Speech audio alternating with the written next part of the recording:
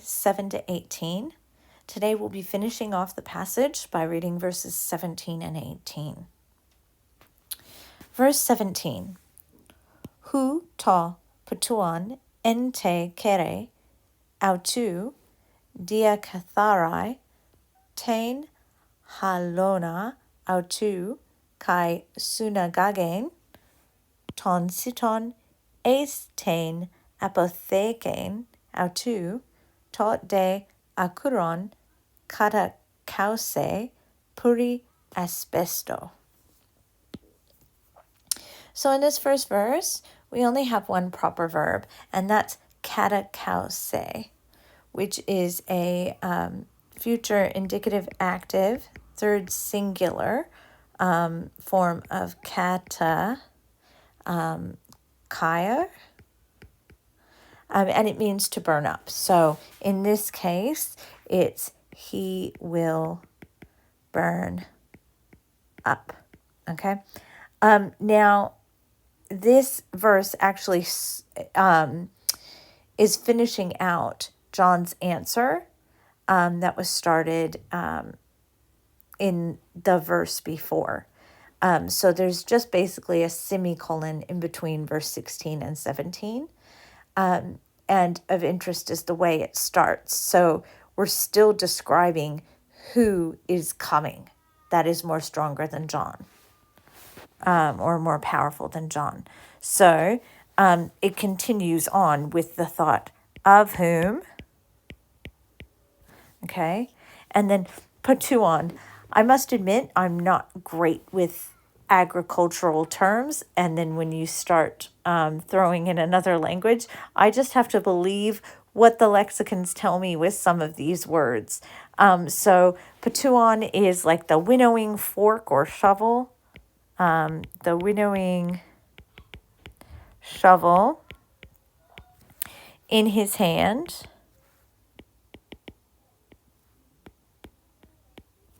And then we have dia katharai, which is an infinitive, aorist infinitive active of dia kathero. And it means to clean thoroughly, or I'm just going to translate it to clean out. Tain halona, another word I was unfamiliar with, his threshing floor.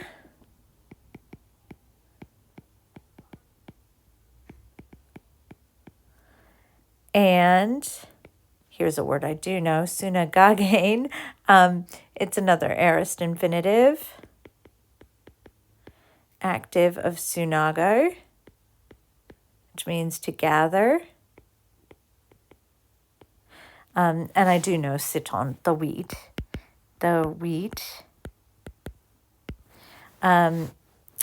Into, so another preposition, his, and what's apotheken? It is his storehouse.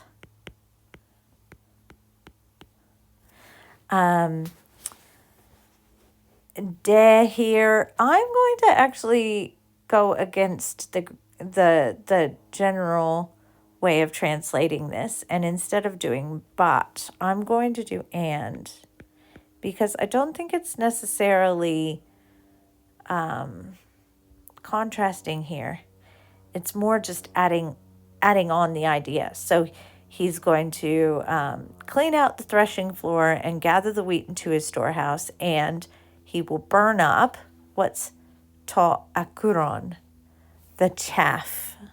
Another word I was not entirely familiar with. He will burn off the chaff with puri, fire, and then asbesto, which we get our word asbestos from.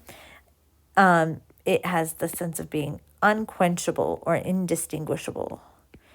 So with an unquenchable fire. And that ends the quotation from John. All right, our next verse. Paula menun kai hera parakalon eu angelizeto ton laun. So we have one verb in this verse, which is euangelizeto. It's an imperfect, indicative, middle, third singular of euangelizer. All right. And it means he was proclaiming good news.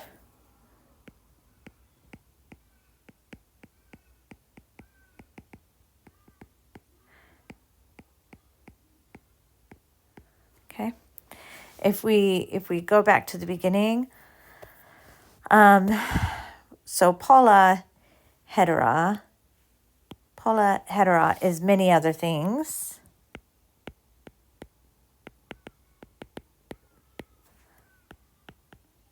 Okay. And then men un kai is translated all sorts of different ways. Some just put so, some go with indeed, some use accordingly.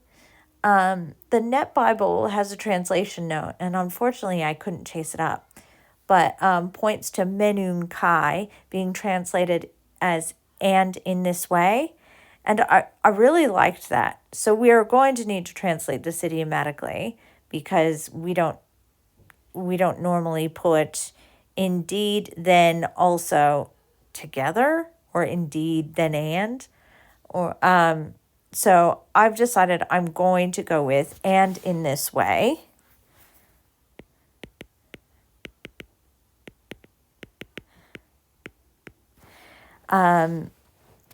Parakalon is a participle,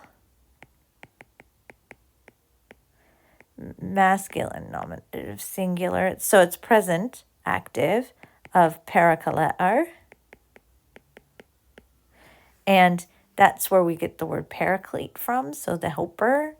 It's one of the terms that's used for the Holy Spirit. And in this way, exhorting many other things, he was proclaiming good news. And then I'm assuming we're going to have to add a to in here, to the people. Okay, let's go ahead and have a look at my translation. So, as I said before, we're continuing on from the previous sentence. That's why there's no capital at the start. Of whom the winnowing shovel is in his hand to clean out his threshing floor and to gather the wheat into his storehouse. And he will burn up the chaff with an unquenchable fire. And exhorting many other things in this way. So I've decided here to put in this way at the end because it felt more natural. He proclaimed good news to the people. In fact, that's not quite correct. He was proclaiming good news to the people.